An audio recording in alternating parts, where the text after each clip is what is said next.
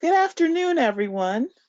Welcome to the Program Outcomes, Outputs, and Demographics webinar presented by the Greater Kanawha Valley Foundation in collaboration with Midwest Evaluation and Research. Thank you so much for making time to join us today. We can all do, I know evaluation is a work in progress for all of us. I hope, as citizens of West Virginia, I hope you've already voted. Today is our primary election. Hopefully you've already voted. If not, make sure you go right after the webinar and vote. Voting is so important.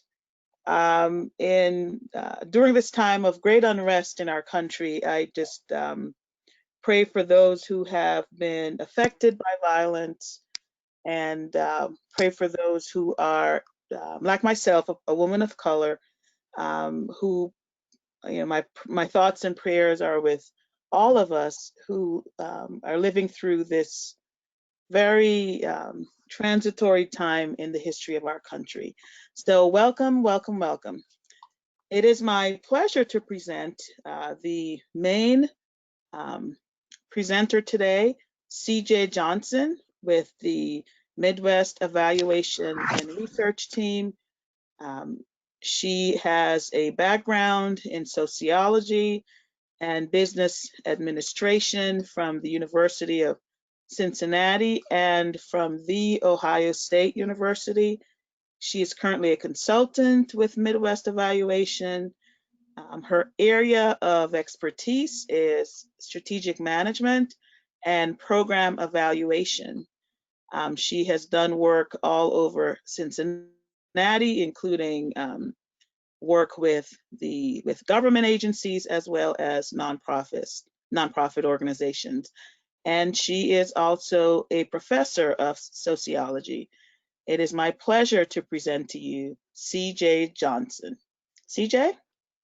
Hello, and welcome everyone. Today we are going to look at outputs, outcomes, and demographics and do an explanation of the information that you are collecting and why, so that you can see the benefits of data collection and evaluation. So during this webinar, we're going to learn why TGKF requires a logic model from their grantees. We'll look at the components of a logic model so that you have a better understanding of inputs, activities, the demographic information, outputs, and outcomes. We're going to look at why are they important, how are they different from one another, and then how do you record them. And then we'll also look at why is it important to collect data and document project effectiveness. So what is a logic model? A logic model is a detailed representation of a project's intent. It looks at the components within a project and how they relate to one another to achieve the desired project outcomes. So some examples of the project components are the inputs and resources, the activities and the demographics, the outputs, and the outcomes. And we'll look at each one of these individually in the upcoming slides. So many of you, or all of you, should have received via email a copy of the TGKVF grantee logic model. And what I want you to do is to take some time to look at that logic model if you haven't already created one yourself. And think about, are there any parts of this logic model that you are unsure of? There's a question box that is located to the right where you can type in any questions that you may have, and then we'll have a question and answer session at the end of this presentation. So all questions that will be submitted in that box, we will take a look at. So anytime throughout the presentation, if you have any questions, go ahead and submit it in the question box so that you don't forget it and so that we can make sure to address it. So what I want you to look at is, are there any parts of the logic model that you are unsure of and you would like clarification on?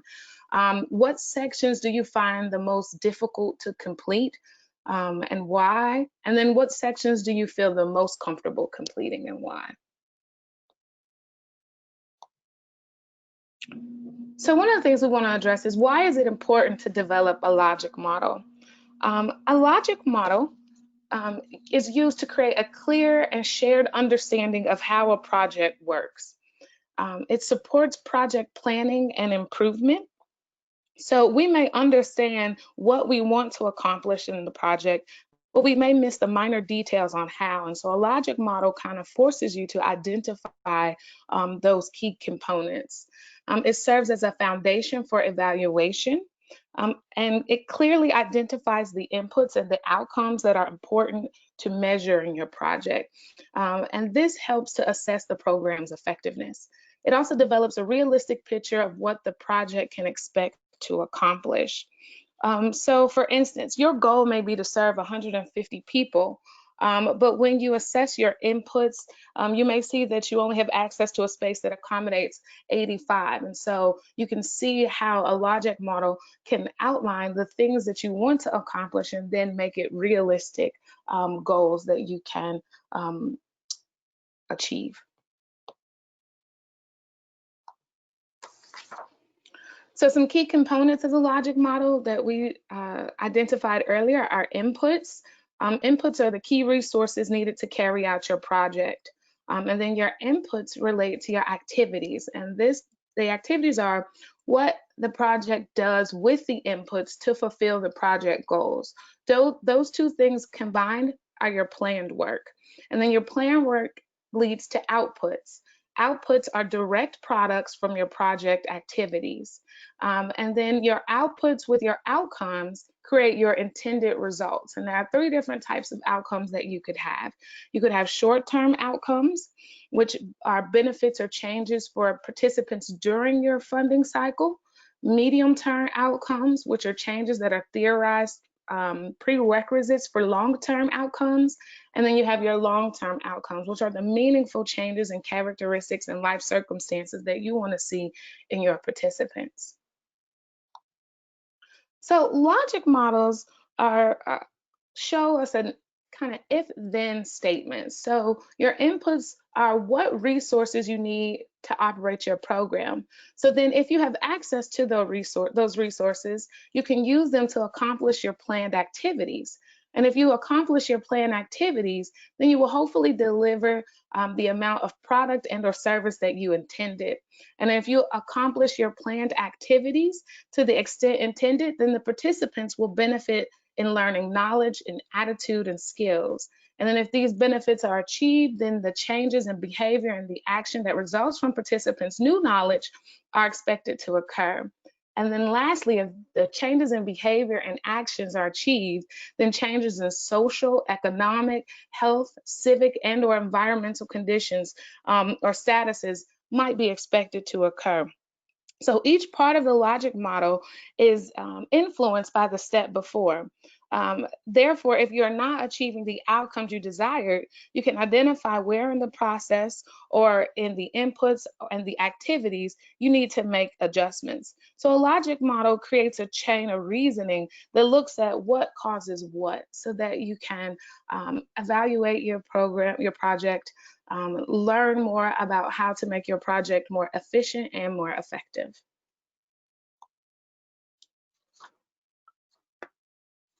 So a common problem in the project development is that intended activities or strategies may not lead to desired outcomes.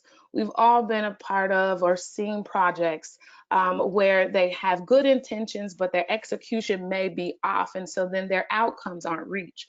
A logic model creates a pathway to ensure that the activities that you are conducting lead to the outcomes that you want to achieve. It makes the connection between the different components explicit, and then it provides the foundation for systematic assessment and discussion of project concerns. So for instance, in the previous example, where we discussed wanting to serve 150 people, but only have access to a space that holds 85, you may realize that, okay, my goals are not achievable by my resources. And so now I may have to look at my program and adjust. Do I want to offer a program twice a week so that I can hit the numbers that of participants that I want? Do I need to look for a larger space?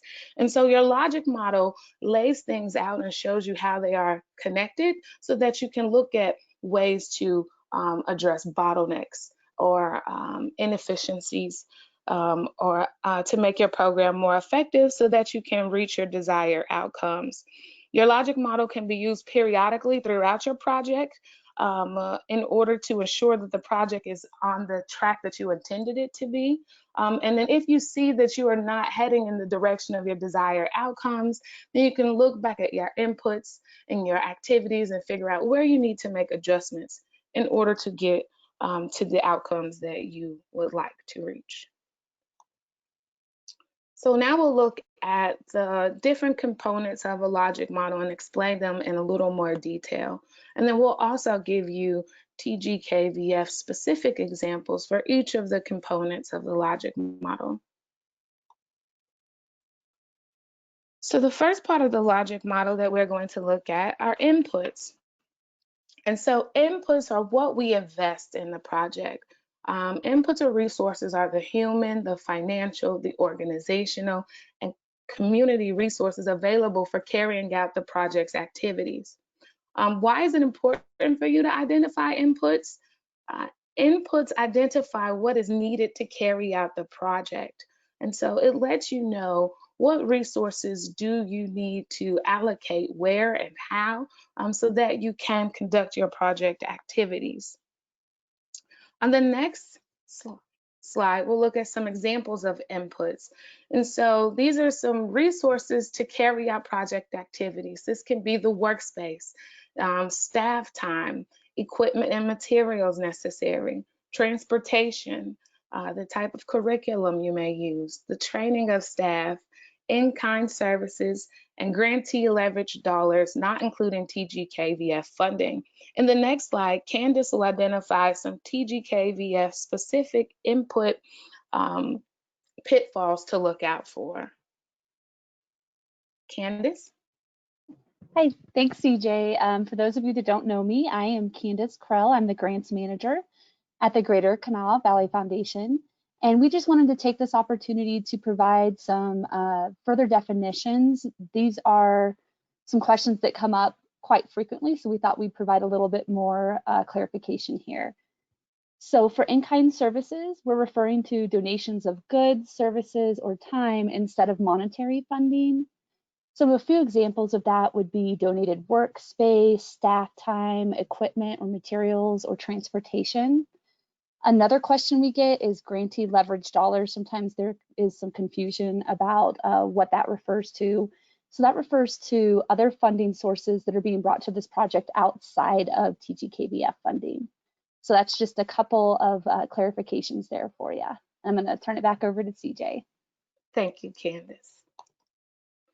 All right, so now we're going to move to the next component of the logic model, and that's the activities. Activities look to understand what it is that you will be doing in your project. So it's the process, the tools, the events and actions that are used to bring about the project's intended changes or results. So some things that you would answer when you're looking at the activities is who will be implementing the project? What will participants be doing during the project? What will project implementation be or look like? When will the project be implemented? When will the activities occur? Where will the project take place? Where will project activities take place? How will the project be implemented? And who will the project partner with to achieve the goals? So you may wonder,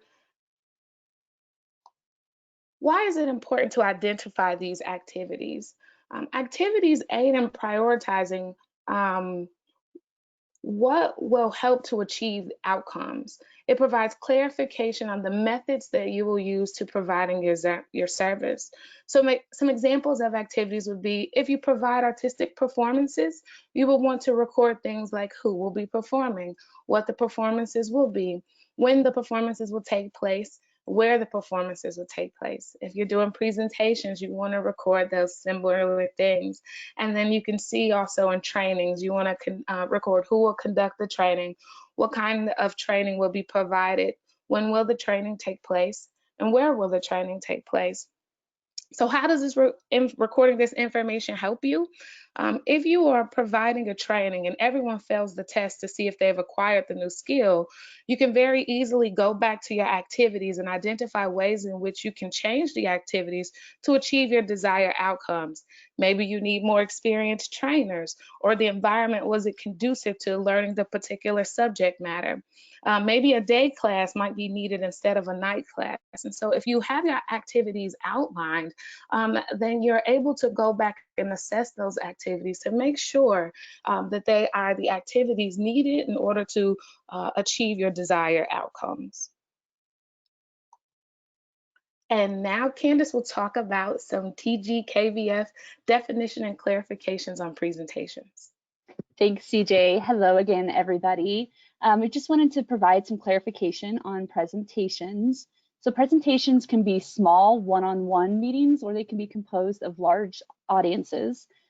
Anytime the information is being presented, it can count as a presentation, which we'll go through below.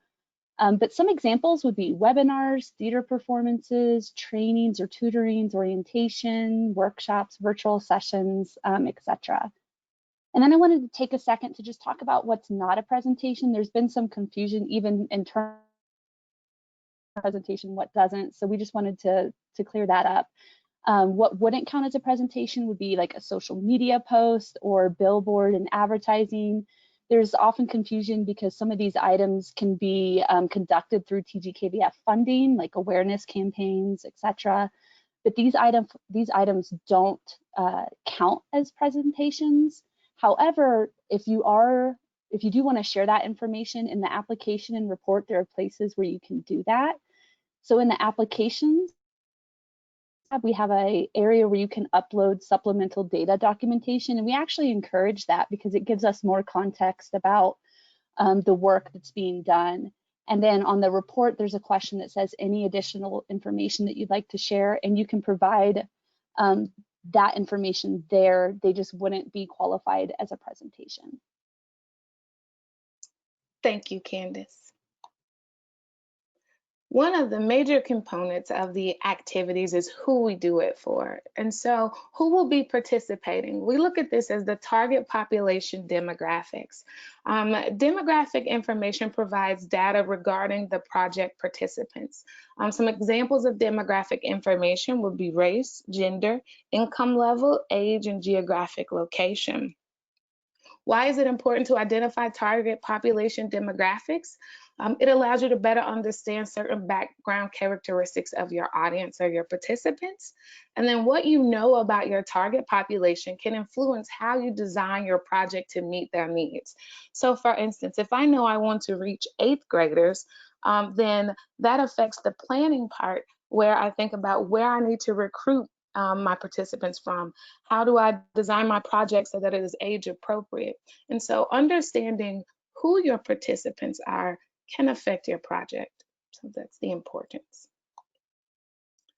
So in the target population demographics, in the section of the application, you will need to identify what specific demographics you are looking for in your participants. And the sum of each of the sections should equal your unduplicated number of participants. And I have an example that we'll go over so that this is made more clear. So some definitions of demographic information. Age group is just the number of individuals in a project's target population by age group. County is the geographic, the number of individuals in a project's target population by county. Race and ethnic group is the number of individuals in a project's target population by race and ethnicity. And then one of the things that I wanted to make sure was clear is that multi-ethnic is for individuals who identify with more than one race or ethnic group. Gender is the number of individuals in a project's target population by gender. And then income level is the number of individuals in a project's target population by income level. And Candace will provide some clarification on TGKVF demographic category choices. Thank you, CJ. So again, like CJ pointed out, age group, you're referring to the number of individuals in a project's target population defined by age group. I did just want to note that we did add, I think last year, a few other categories, particularly child age unknown and adult age unknown, so that if you, especially if you're doing large gatherings where you may not be able to get that information of the specific age groups, you could provide estimates if it's a child or an adult. So those are there for you to use if it pertains to your project. Ethnicity, the number of individuals in a project's target population by ethnic group. And CJ pointed out, but I just wanted to reiterate that the category multi-ethnic, there's sometimes some confusion that maybe that's like a catch-all to say that we are targeting all multi-ethnic groups or all ethnicities. But that actually does refer to individuals who identify with more than one race or ethnic group. So that can be something that can be a little confusing. So just wanted to clarify. And then gender, the number of individuals in a project's target population defined by gender. And the category other refers to individuals that do not identify as male or female. Sometimes that can be another place where there can be a temptation to not break it up between the different genders and just put the number of individuals you intend to serve, which may not be the correct way to go about that. So I just wanted to point that out. And then CJ is going to be covering some more of the target data and what it looks like in our application on the next slide. Thank you. So an example project. This project will serve 300 low-income women between the ages of 19 and 40 who live in Boone County. So when you're filling out the demographic information, you want to make sure that the categories all add up to the 300. So if you can see in the example, when I look at age group and say how many individuals do you plan to target from each group, and so you see that there's an estimate of 150 for 19 to 24, and then 150 for 25 to 45, and that equals the unduplicated number of 300. And you can see that for each of the different categories, how it is broken down by demographic information, and then how that total equals the unduplicated number.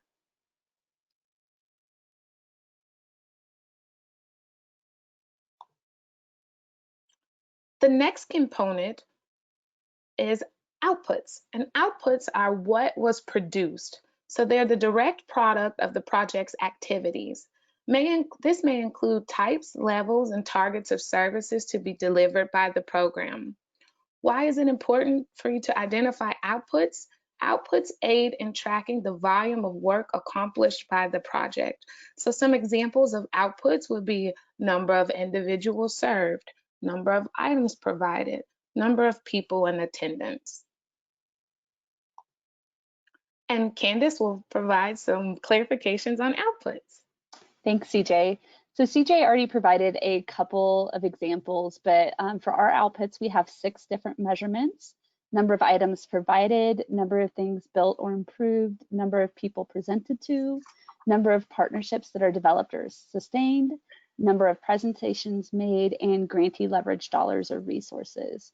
And then I just wanted to point out what doesn't qualify as an output. It can be confusing because I know that there's a lot of work out there that provides services, and those do not qualify as an output. Those would include examples like rides, trips to the grocery store, etc.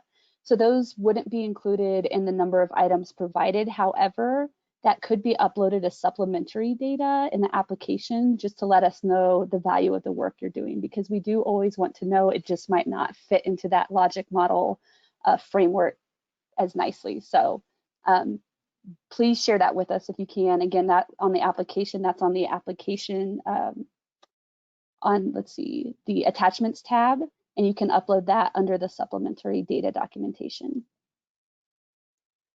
CJ? Thank you. Yep. Outputs. So the outputs are the direct product of a project's activity. So some examples would be, just to give a little more clarification, if you provide artistic performances, you will want to record the number of performance, the number of attendees, the number of items provided, and the other 6 that Candace mentioned. So you all can see just some examples of what would be considered outputs from the different types of projects. Outputs represent production, and so if you can see from this, they're just measuring your job performance. So outputs are important because they show us kind of what your project produced. Now, the next step from outputs would be outcomes, and we'll talk about the difference between the two a little later. Outcomes are what has changed. So they're the expected changes in the population served that results from the project's activities. And there are 3 different types of outcomes. You can have short-term outcomes, and these are changes in knowledge, skill, and attitudes. You have medium-term outcomes, which are changes in behavior or action. And then you have long-term outcomes, which are changes in condition or status in life. So why is it important to identify outputs? Outputs identify who we want to see a change for, what that change will be, and then in what direction or what way that change should go. So some examples of short-term outcomes would be improved skills. Medium-term outcomes would be improved preventative behavior. And then long-term outcomes would be decreased premature mortality. So the difference between outputs and outcomes. Outputs are direct products of project activities, while outcomes are changes resulting from project activities. So you want to make sure that you understand the difference between the two. Outputs are often expressed numerically or quantified in some way. And like the examples that we gave before, it's the number of things or number of presentations, a number of things built. Outcomes quantify changes in knowledge, behavior, or condition. And so some examples of outcomes would be increased GED attainment, reduced food insecurity, or increased household wealth. And so hopefully this slide makes clear the difference between outputs and outcomes. So short-term outcomes, like we said before, are benefits or changes for participants that occur during a grant period. And for TGKVF, they're framed by forms of community wealth. And so some examples are improved attitudes, more positive expectations about family relationships, employment or healthy lifestyle, and greater knowledge or skill for resolving family disputes, securing employment, or maintaining a healthy lifestyle. And so you should have received, along with the logic model, this slide in case the font is too small to see. These are the short-term outcomes by form of wealth. And so if you look at individual wealth, you can see that some short-term outcomes are improved attitudes, knowledge, beliefs, and awareness of target population. While with intellectual wealth, you can see increased number of qualified tutors, mentors, and teachers. For social wealth, you may look at participants' engagement in activities in the community. For political wealth, you may look at increased self-advocacy and civic engagement. Natural wealth, you might look at increased improvements to the natural environment. Built wealth would be, an example is increased improvements made to built structures. Financial wealth would be improved participant employment outcomes. And then cultural wealth, an example is more equitable opportunities that are inclusive, engaging, and accessible to all community members. And so you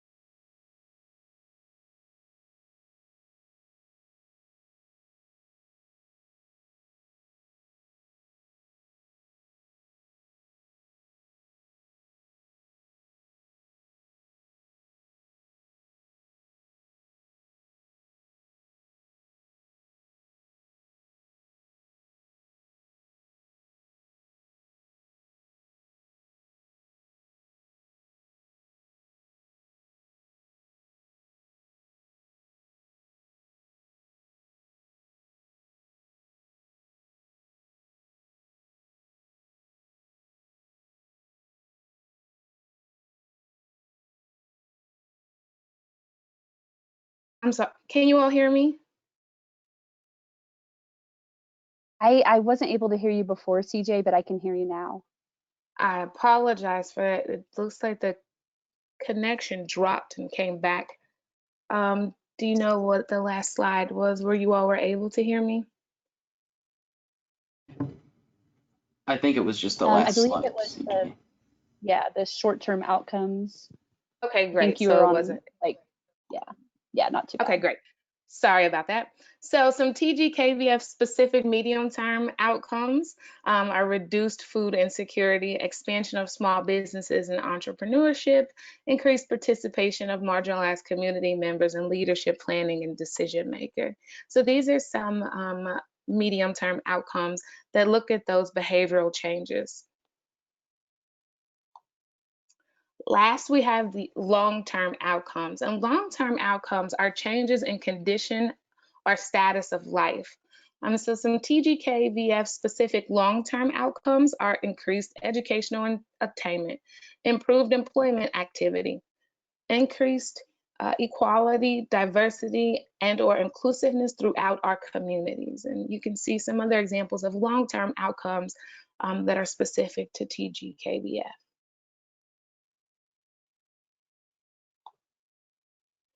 So benefits of outcome measurement.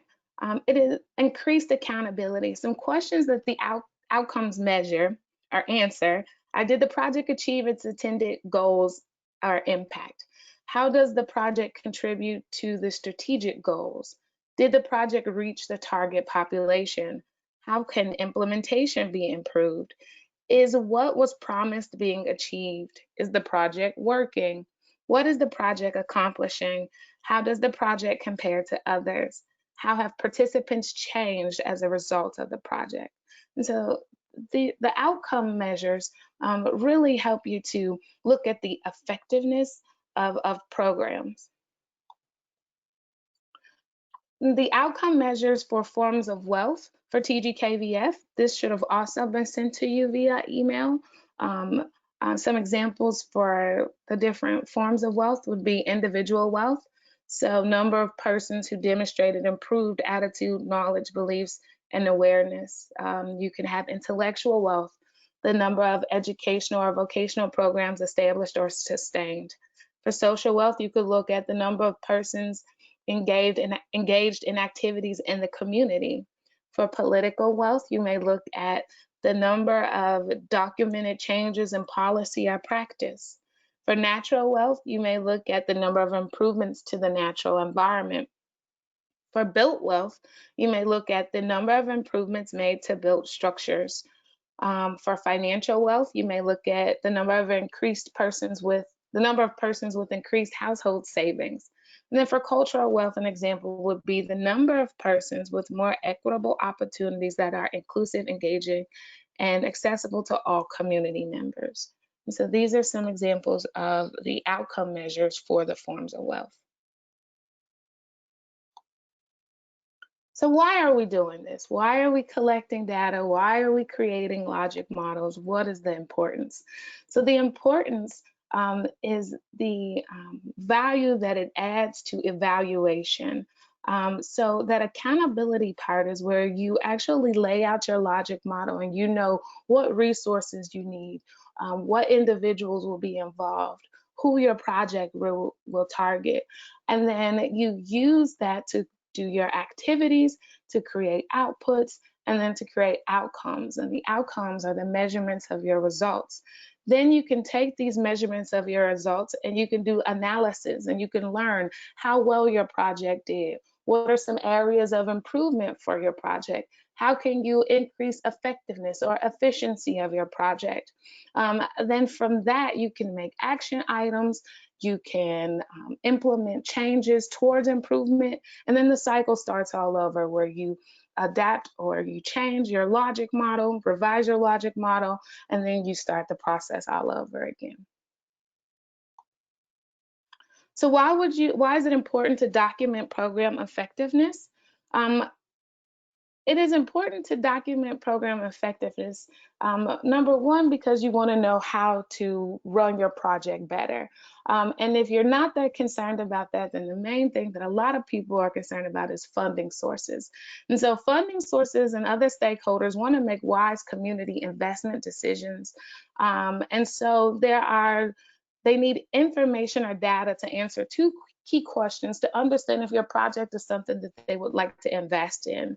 So do your activities effectively address a problem in the community? It identifies what works in your project. And then if they do, what aspects of your efforts have led to the greatest effects? And this leads to model programs or the best practices for your industries and your projects. So how does a logic model help? Logic models guide the process for documenting effectiveness by specifying linkage between components for different project dynamics, such as the project designs, what activities define the project experience, your theory of change, how processes facilitate outcomes. And then project improvements. What are procedures that you identify that could be improved to make your project better? And then project information. How will you manage the project information and data collection?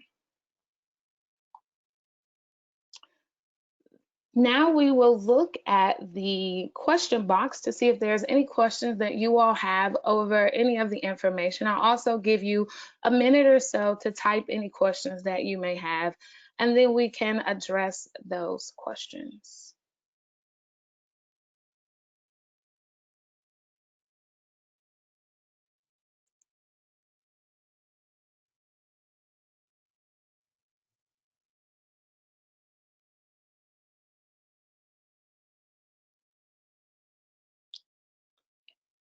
Is there anything that anyone from the TGKVF staff would like to address or discuss?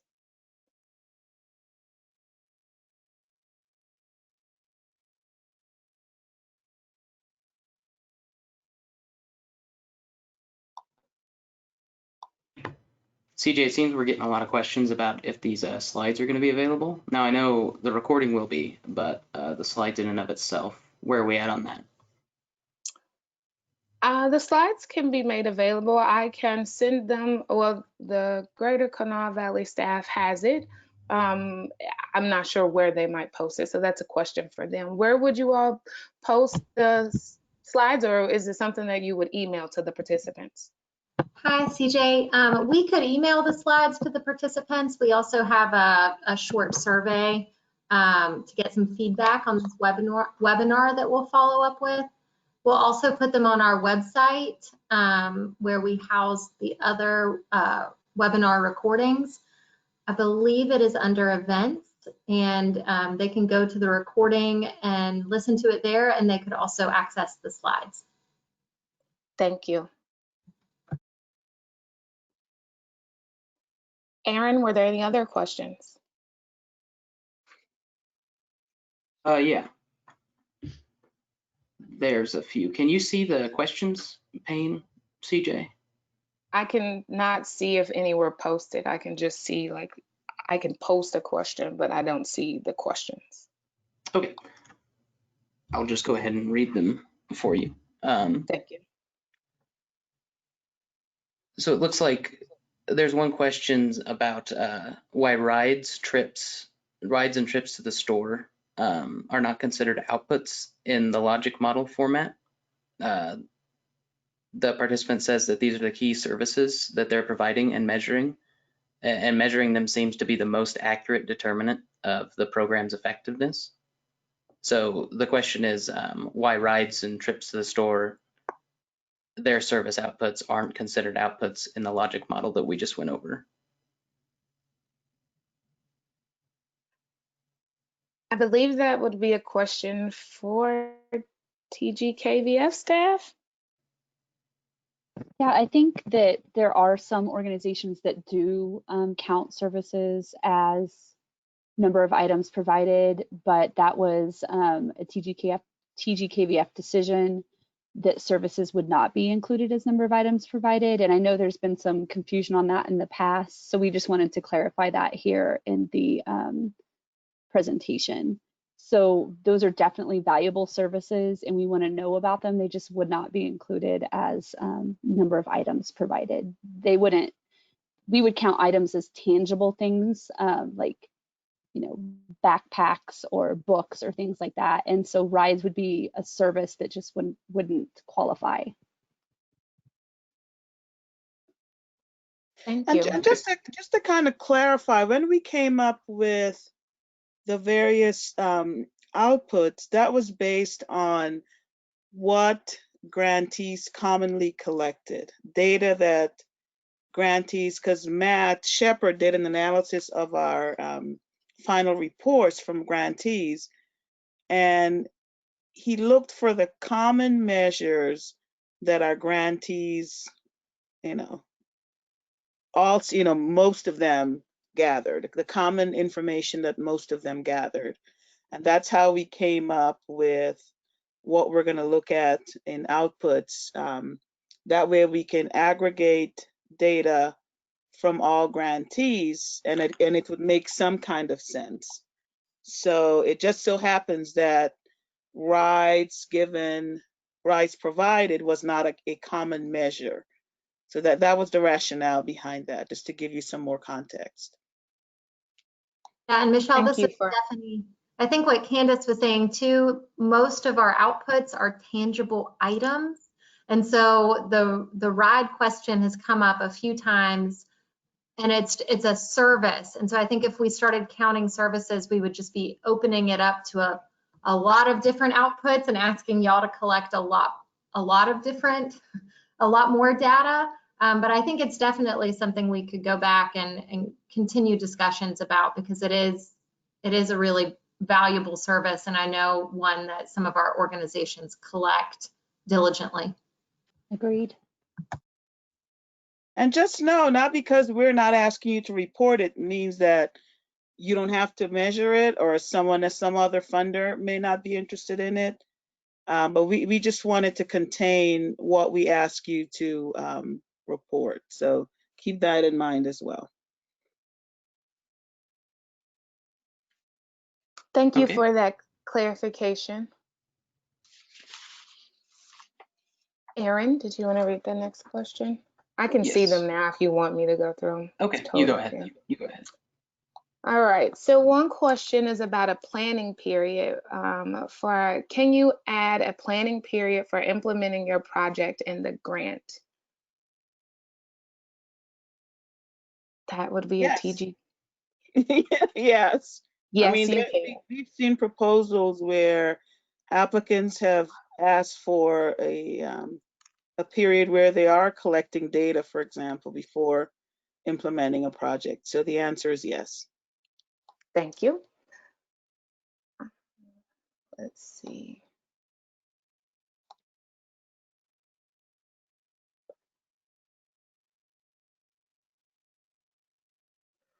Another question was about the slides. When considering medium and long-term outcomes, when do you go back after the grant period to measure effectiveness? How do you attribute results to your project with some confidence? So with our process, grantees only report on short-term outcomes. So the medium and long-term, you guys, Midwest Evaluation, monitor the long-term outcomes at the community level. So the way in which we would measure the effectiveness and attribute it to the project with confidence is through the tools, the survey tools that we use. So the survey tools may measure during the project, and then you may do a survey tool after the project, and then follow up to measure long-term, 6 months, a year, 3 months, whatever your time frame is. After the project with the same survey, and then that way you'll be able to compare and measure the results that you'll be able to you can attribute to your project.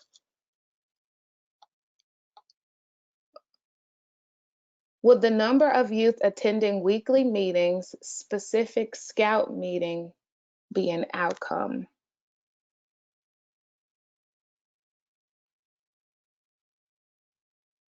I guess that's kind of project specific. Are you, any of the TGKVF staff, familiar with scout meeting project? Can you repeat the question, CJ? It said, would number of youth attending weekly meetings, specific scout meeting, be an outcome? It sounds that's an output, number attending, right? Yeah, it would be Yeah, if you're counting heads, unless you're seeing measuring some kind of change in their attitude or behavior or knowledge each time they attend. Otherwise, it would be an output. Output, right. And I believe I've gone through all of the questions. I see one here, CJ, that I Okay, don't. thank you. It says, can you purchase a building or do they like to lease for location? So is a Is building that an evaluation question? I don't think that's an I don't know anything about purchasing buildings. I think it looks like that's from Dominique, and that might be specific to a special initiative we have with CZI. And I replied to John earlier today, Dominique, but we can email more about that offline. So feel free to reach out to me. This is Stephanie, and I think you have my email address. Great. Well, that concludes all of the questions that we have and all of the information that I have to present to you all about logic models, outputs, outcomes, and demographics. Thank you so much for taking the time out of your day to participate in this webinar. I will turn it over to the TGKVF staff to see if they have any closing comments that they would like to make. Thank you, CJ. Great job in presenting exciting material that I'm probably the only one who finds exciting. So. Well, I'm excited about it, but I'm also an evaluator, so. I meant anyone in our, probably the most excited one on our team. So thank you so much for making it clear. And thanks everyone for making time in your day to attend. And make sure, like I said, if you haven't voted, make sure you vote. Stephanie? No, I think that wraps it up. Thanks, CJ and Midwest Evaluation and Research and our own Candace for chiming in there. And I will follow up just within the next 5 minutes with the slides and also a link to a very short evaluation. So we'd really appreciate it if y'all shared your feedback with us so that we can get better and do our own data collection on this webinar. Thanks everyone, and be sure to let your program officer know what other types of trainings you'd like to see. We want to make these relevant to you, so please do reach out and let Stephanie know when she emails you what else you'd like to see. Thanks so much. Bye. Thank you. Thank you. Bye-bye.